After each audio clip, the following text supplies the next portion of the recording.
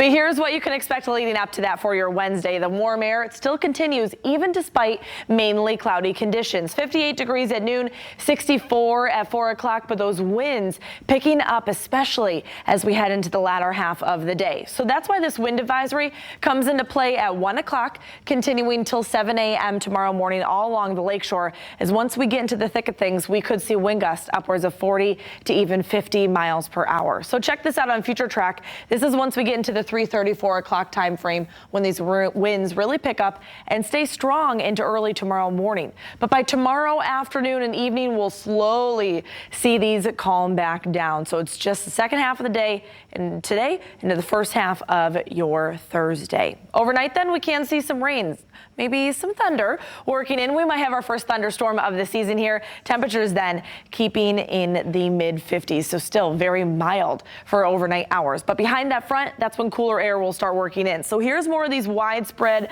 rain chances that'll work through overnight and into early tomorrow morning. It's going to push in from the lakeshore towards I-94, still with that mild air overnight. But once these move out early tomorrow morning, we'll dry out and bring back a little bit of sunshine tomorrow.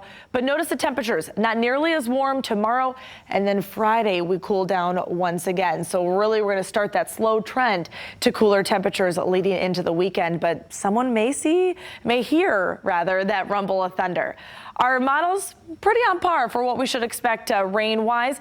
The highest totals being around I-94. We can expect about a quarter to a half an inch by the time we get through your Thursday time frame, and they're very similar in total. So you folks around I-94 should be seeing the most. Here's the next couple of days on your 7-day. 58 tomorrow, 50 on Friday. So there's that slow fall to those cooler temperatures. Then throughout the weekend, we're going to stay in the 40s. Very seasonable, though, for this time of year, and our times do change over the weekend as well. Next week, a little rain-snow mix, and temperatures still in the 40s.